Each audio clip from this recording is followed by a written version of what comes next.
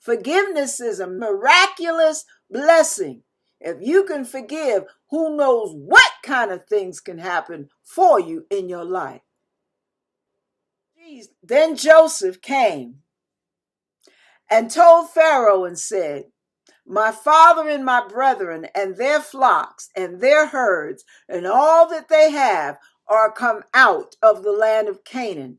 And behold, they are in the land of Goshen. And Pharaoh spake unto Joseph, saying, thy father and thy brethren are come unto thee.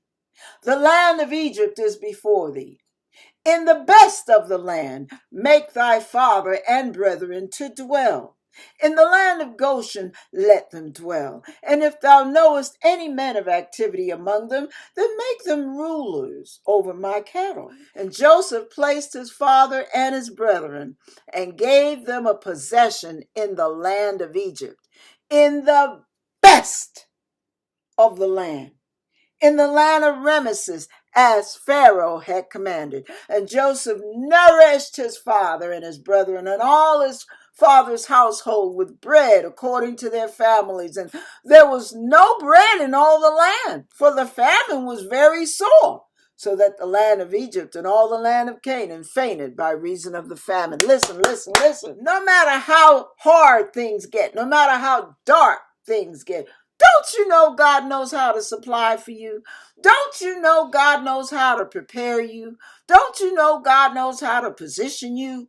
He can set up divine appointments. When they went to get food, they didn't know they were going to their own brother, but his dream was fulfilled. They had to bow to him because he was the top banana in authority dealing with the famine and providing food.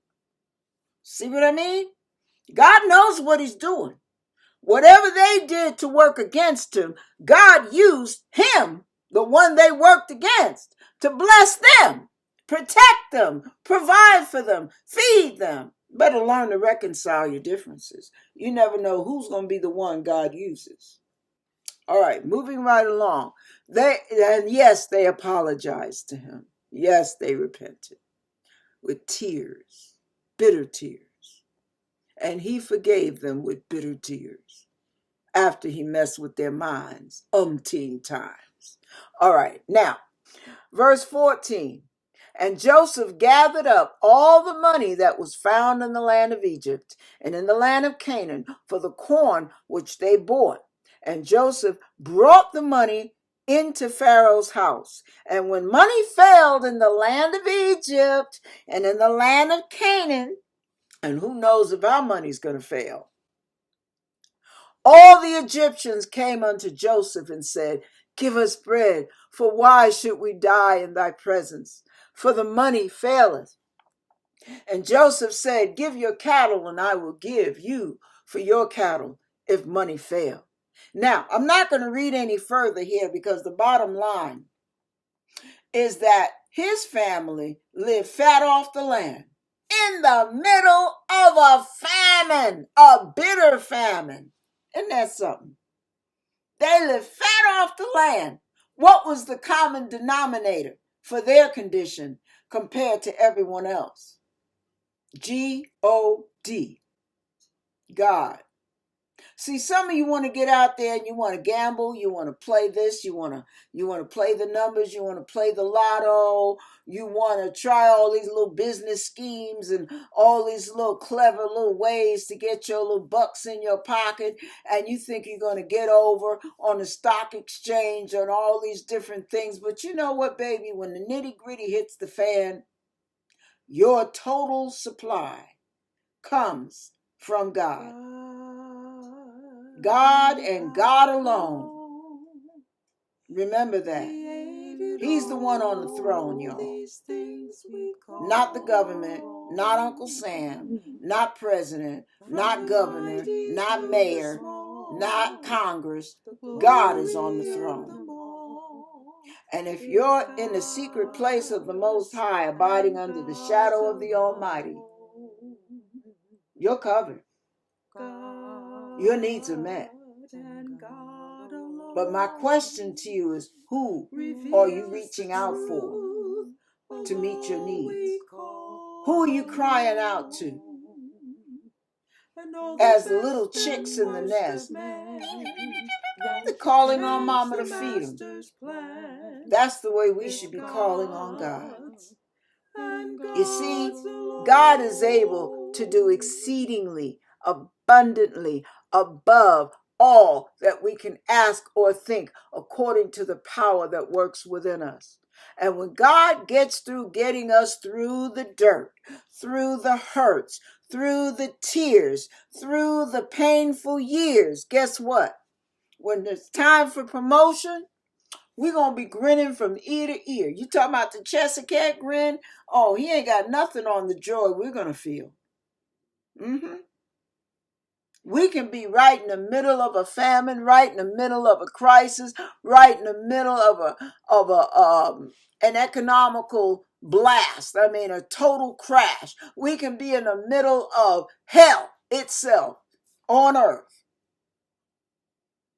And we will live like we're getting a preview of heaven. Why? A whole new world. A new fantastic point of view. See, when you're way up here and you're above the enemy, like the song says, it's crystal clear. You can see things from a whole new vantage point because you're not in it. You're above it. Because God has raised you up. And when God promotes you, your perspective changes. And you realize what's down there is small compared to what's up here with me. So what's your perspective telling you right now? What kind of a mind game is it playing on you? Now I want to share with you who God is. Joshua chapter 1. Go with me to Joshua chapter 1. Joshua chapter 1 says, and this is what happens in our lives. We don't realize there comes sometimes a higher anointing, a stronger spiritual move in our lives right after a very painful moment, a major change in our lives where we feel lost, abandoned, wayward. We don't know what's going on. We don't know what to do. We're pulling our hair out at the roots. We're bound with worry. We're fretting. Where do I go? What do I do? Who's going to help me? What do I do now? Oh no. And God says, chapter 1, verse 1. Now after the death of Moses, death plays a real role in our lives when it comes to pain, doesn't it? After the death of Moses, the servant of the Lord, it came to pass that the Lord spake unto Joshua the son of Nun, Moses' minister, saying, Moses, my servant, is dead. Now arise, go over this Jordan, thou and all this people, unto the land which I do give them, even to the children of Israel. Every place that the sole of your foot shall tread upon, that have I given you. As I said unto Moses, from the wilderness. Oh my God, I'm feeling this right now. From the wilderness and this Lebanon, even unto the great river, the river Euphrates, all the land of the Hittites, and unto the great sea toward the going down of the sun, shall be your coast. There shall not any man be able to stand before thee all the days of thy life. As I was with Moses, so I will be with thee. I will not fail thee, nor forsake thee. Be strong and of good courage, for unto this people shalt thou divide for an inheritance the land which I swear unto your fathers to give them. Only be thou strong and very courageous, that thou mayest observe to do according to all the law which Moses my servant commanded thee. Turn not from it to the right hand or to the left, that thou mayest prosper whithersoever thou goest.